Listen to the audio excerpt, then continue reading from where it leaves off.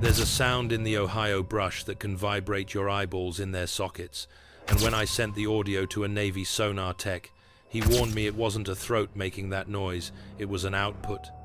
What they're calling a mystery is actually an encrypted conversation, and the black SUVs on the ridge are desperate to keep it a secret. It was a Tuesday in late October when I headed out toward a particular ravine in the southeastern corner of the state. I've lived in these hills long enough to know when the woods are healthy and when they're hurting. That evening, as the sun began to dip behind the ridges, the atmosphere shifted. It wasn't just the temperature dropping, it was the weight of the air itself. Usually, this time of year, you hear the late-season insects, the rustle of squirrels in the dry leaves, and the occasional owl calling out the start of its shift. But as I set up my high-fidelity recording gear near a creek bed, everything vanished. The woods went flat. No wind, no crickets, not even the sound of the water seemed to carry the way it should. It was a zone of absolute quiet. I sat there on a mossy log, my hand resting on my protection tool, feeling a pressure in my ears that I've only felt a few times in my life. It's a sensation like being underwater or standing in a room with too much electricity. I checked my meters, and the needles weren't moving. I noticed the local wildlife wasn't just quiet, it was gone. Even the spiders had abandoned their webs in the low brush, leaving the silk to hang limp in the stagnant air. Then, without a snap of a twig or a rustle of a leaf to warn me, it happened. A sound ripped through the ravine that felt like it was coming from the ground and the sky at the same time. It was the Bigfoot howl that every researcher dreams of, but it wasn't the distant, mournful cry I'd heard years ago. It was close. It was loud. It was a physical wall of sound that felt heavy enough to bruise. I didn't move for 10 minutes after the sound faded. My heart was thumping against my ribs like a trapped bird, and the air smelled suddenly of ozone and wet copper, the sharp, metallic scent you get right before a massive lightning strike. When I finally gathered my gear and made the long trek back to my cabin, I felt like I was being watched by 1,000 eyes I couldn't see. Every time a dry leaf skittered across the trail, I nearly jumped out of my skin. Once I was inside with the door bolted and the curtains drawn, I sat down at my desk and pulled up the digital file. I've looked at thousands of audio files in my time. Bigfoot, wood knocks, vocalizations, territorial screams. But as the waveform populated my screen, I felt a chill run down my spine. Most animal sounds are jagged, chaotic things with messy overtones and irregular patterns. This was different. The note had lasted exactly 30 seconds, and the frequency stayed locked in with a precision that didn't seem possible for a pair of lungs. It was a perfect, sustained oscillation. I zoomed in on the data, looking at the mathematical structure of the wave, and realized I was looking at something that defied the messy reality of biology. My laptop was essentially screaming at me in a language I didn't speak. It was like trying to read a forbidden book in a room with no lights. I realized that what I had caught was a glimpse into a binary biology that shouldn't exist in our world. I knew right then that the Bigfoot phenomenon wasn't just about a hidden ape, it was about a hidden technology. I thought of a man I'd met years ago during a tracking seminar, a retired Navy specialist who spent 30 years in the belly of submarines, listening to the secrets of the ocean floor. We'll call him the Commander. He's the kind of man who doesn't talk much, because he's spent a lifetime under a non-disclosure agreement. I reached out to him, not expecting an answer, but when I told him the frequency of the sustain, he went quiet. We met a few days later at a small diner in a town that hasn't seen a new building since the 1950s. The air in the diner smelled of old grease and burnt coffee. I slid my laptop across the table and played the audio for him through a pair of studio-grade headphones. I watched his face. He didn't look like a man hearing a Bigfoot. He looked like a man hearing a phantom from his past. His jaw set, and his eyes clouded over with a look of pure, cold recognition. He took the headphones off slowly and stared at me, his eyes wide. He told me that during the Cold War, they used to pick up signals on the sonar that they called biomechanical anomalies. He said, The sound I captured had the same internal signature as a massive engine under heavy load. He told me it wasn't a throat making that sound, it was an output. He agreed to run the file through a specialized filter he still had access to, but he warned me that doing so would leave a digital footprint that certain agencies might notice. "If you do this," he said, "you're stepping into a current you can't swim out of." A week passed before I heard back from him, and in that time I returned to the ravine. I needed to see if the physical world matched the digital one. When I arrived at the spot where I'd sat that night, I found something that made the hair on my arms stand up. I'd left a heavy-duty tripod for one of my trail cameras near the creek bed. The camera was gone, ripped clean off the mount, but the tripod was still there, standing exactly where I'd left it. I spent hours searching the perimeter, looking for boot prints or tool marks, but the ground was undisturbed except for the base of the tripod. The sand and silt around the legs had been transformed. In a perfect circle about 3 feet in diameter, the earth had been fused into a brittle, glass-like substance.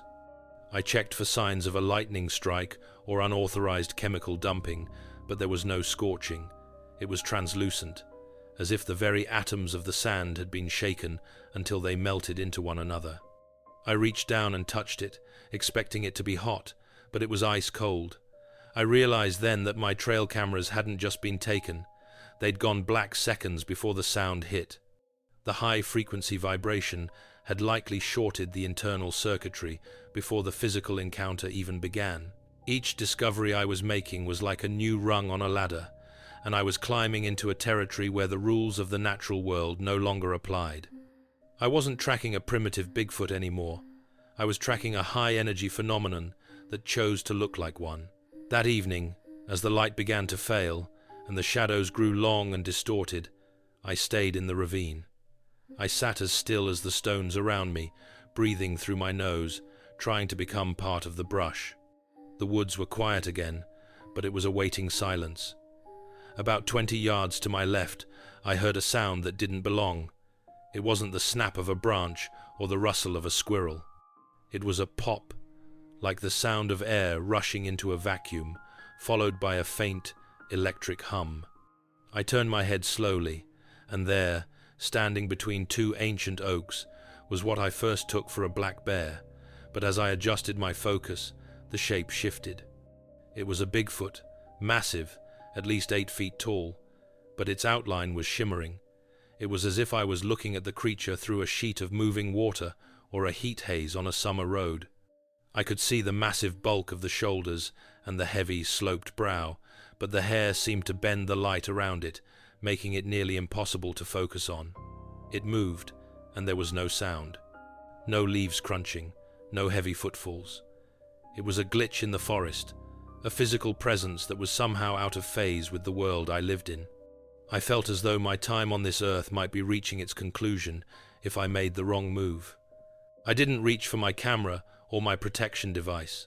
I just watched as the shimmer drifted back into the deeper shadows and vanished into thin air. If you want to follow this investigation deeper and see where these frequencies lead, subscribe now. We are moving into territory the mainstream refuses to acknowledge. When the commander finally called me on a burner phone, his voice was shaking. He told me he'd managed to peel back the audible layers of the Howl, and what he found underneath was a subaudible data burst. He described it as a series of rapid-fire pulses, far below the range of human hearing, that carried a complex mathematical structure. To a man like me, it sounded like a turkey hunter, using a call just to see who else is in the woods a check-in. When he mapped the pulses, they formed a set of geographical coordinates. He told me it reminded him of the way submarines used to ping fixed locations to verify their position without revealing their identity. The Bigfoot howl wasn't a territorial claim or a signal for companionship. It was a biological entity sending an encrypted status report to something else. I looked at the coordinates he gave me, and they led directly to a place the local old-timers call the Devil's Washbowl. It's a deep, circular depression in the earth, hidden by a dense canopy of pine and hemlock, a place where people have been going missing for over a century. Legend says the ground there is hungry, and after hearing that data burst, I started to understand why. I made the hike to the washbowl the following morning. It's a brutal trek, through terrain that seems designed to turn people back, cliffs that crumble underfoot, and thickets of thorns that catch on your clothes like iron wire. My compass began to fail as I approached, the needle spinning in slow, lazy circles, as if the very magnetic north had been erased from the map. As I descended into the sinkhole, the atmosphere changed again. I experienced what some call the Oz effect. The wind stopped, the birds went silent, and my sense of direction began to fail. The trees inside the washbowl were unlike anything I'd ever seen in the Ohio wilderness. They weren't growing straight.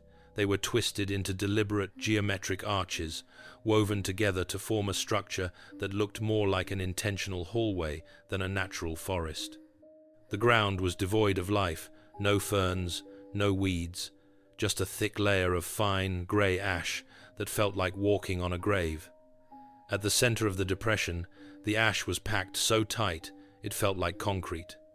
I realized I was standing in a geographical acoustic chamber, a place designed to amplify and focus the very sounds I had been recording.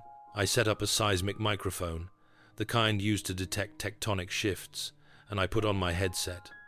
Before the hum even registered, I found a piece of a civilian lens cap in the ash. It hadn't been crushed. It had been vibrated into tiny, uniform shards, as if it had been put through a high-frequency shredder. Then the sound hit. It was a constant, low-frequency hum. It was vibrating at exactly 7 Hertz. At that frequency, the human body starts to react. My vision became blurred as my eyeballs began to resonate in their sockets.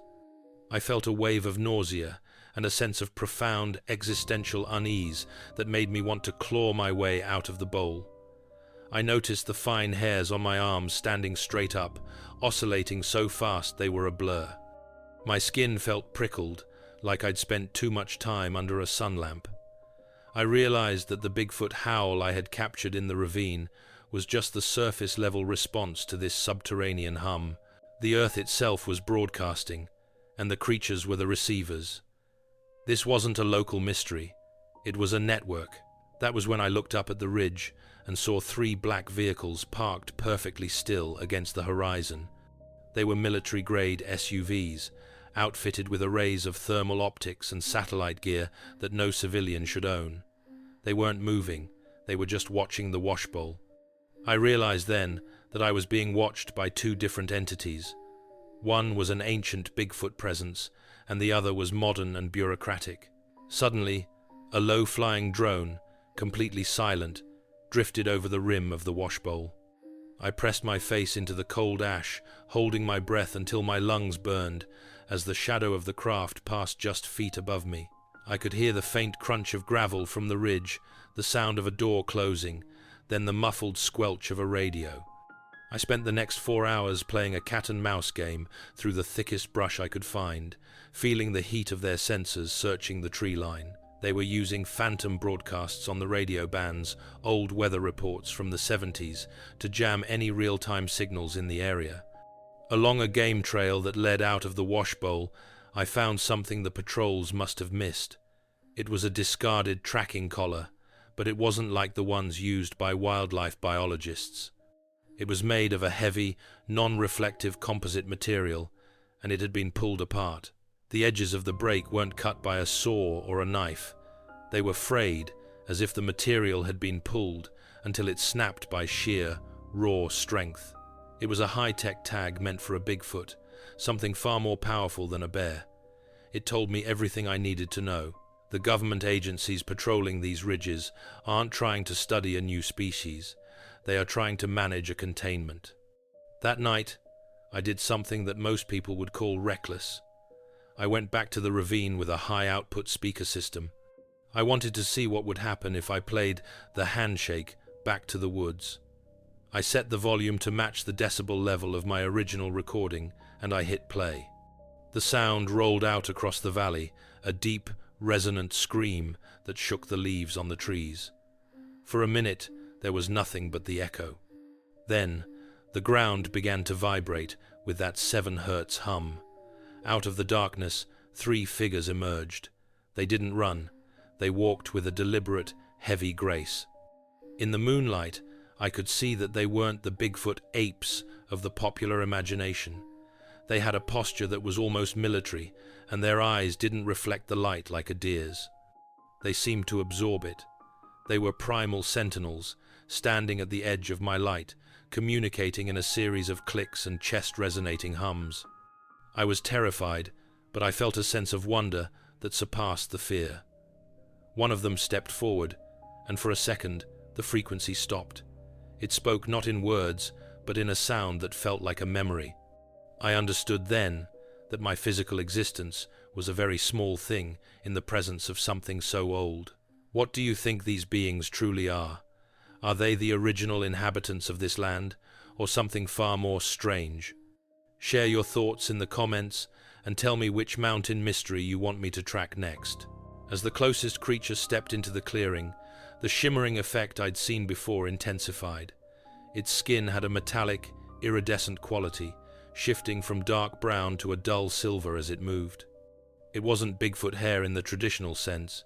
It looked more like a complex biological fiber designed for camouflage and insulation. It was that binary biology I'd suspected, half matter, half frequency. I remembered what the commander had said about the handshake protocol. The creature didn't growl or roar.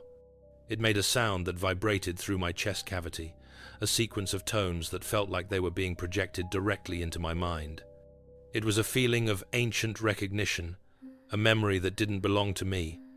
I realized that the shimmering, out-of-phase nature of these things was why they had remained hidden for so long. They aren't just animals avoiding humans. They are biological technology that is out of phase with our current understanding of the world. They exist in the static between the stations. The 7 Hertz's hum grew louder, and I realized it was a countdown or a transmission. The Bigfoot tribe wasn't interested in me as a threat. They were waiting for the signal to complete. I thought about the ash in the wash bowl and the glassified sand. These locations are nodes in a massive, subterranean power grid that uses infrasound as its primary conductor. The Howl is the key that unlocks the door to this network. The government has been trying to hack this key for decades, but they've failed because they treat it like a machine. It's not a machine, it's a relationship. The signal only works when the biological key, a living Bigfoot, is present and active. That is why the black SUVs are always near the sightings. They are trying to intercept the broadcast before it reaches its destination. They want the code, but they don't have the soul required to speak it. 3 days after our last conversation, the commander disappeared. I went to his house and found the front door unlocked. There were no signs of a struggle, but the place had been sanitized. No files, no laptop, no records of his Navy service. The only thing left was a single piece of paper sitting on the kitchen table, weighted down by a cold, half-finished cup of coffee that had been sitting there for days. It was a spectrograph of the Bigfoot Howl, but it had been overlaid with a human DNA sequence. The 2 patterns matched with a 99% correlation. We aren't just looking at a different species, we are looking at a mirror. The cost of knowing this truth is that you can no longer live in the world of comfortable lies. I realized then that my journals and my recordings weren't just evidence for a hobby, they were a liability. Those who wished to keep the truth in the dark would likely ensure my story reached its conclusion if they knew exactly how much I had documented. I spent the next 48 hours moving my primary records to a location that isn't on any map, a cave system I discovered 20 years ago that stays dry even in the worst floods. I burned my maps of the wash bowl, but I kept the frequency files. I've realized that the true protection for these creatures isn't secrecy provided by the government, it's the silence provided by the mountains themselves. If the world finds out what Bigfoot really is, we won't try to protect them. We will try to utilize them for power, or we will start a conflict against an intelligence we don't even have the vocabulary to understand. I've chosen to become a guardian of the frequency rather than a whistleblower for a world that isn't ready. They are still out there, humming in the dark, and for the first time in my life, I know how to listen to the mountains. If you believe the truth is worth the risk, like this video, and share it with those who are ready to look into the shadows. The more people who know how to listen, the harder it is for them to keep silent. It's sunset now, and I'm sitting on my porch with a cup of coffee. The ridges are turning that deep purple that only happens in late autumn. I can feel the vibration starting up again, the 7 hertz hum coming through the soles of my boots. My coffee is rippling in the cup, forming perfect concentric circles. I don't feel the unease anymore. I feel a connection to something that was here long before our cities were built, and will be here long after they've crumbled back into the dirt. The mystery of the Ohio Howl hasn't been solved in the way a scientist would want it to be, but it has been understood in the way a mountain man understands the wind. Keep your ears open when you're out in the brush. If the woods go silent, don't run. Just listen. The mountains aren't just talking to each other. They're waiting for us to remember how to hear them. The authorities will keep patrolling the ridges, and the black SUVs will keep tracking the shimmers in the trees, but they are chasing shadows of a truth they refuse to accept. These creatures are the keepers of a frequency that connects the earth to the sky, and as long as I have breath in my lungs, I will protect the secret of that conversation. There is a world beneath the one we see, a world of math and music and ancient blood. I've spent 40 years in the mountains, and I'm just now starting to learn the language. Don't let them tell you the woods are empty. They are more alive than we can possibly imagine, and the conversation is just getting started. Subscribe to the Chronicles and stay tuned to the frequency. The truth isn't out there, it's right beneath your feet. The sun's going down, but the frequency isn't fading, it's just finding a new rhythm in the dark. If you're ready to walk the ridges where the official maps end, hit that subscribe button and join me for the next investigation. Leave a comment with your theories on the 7 hertz's hum, because the more we share, the harder it is for them to bury the truth. I'll be out here keeping watch, but after what I saw in the wash bowl, I know I'm not the only one. The Bigfoot conversation is far from over.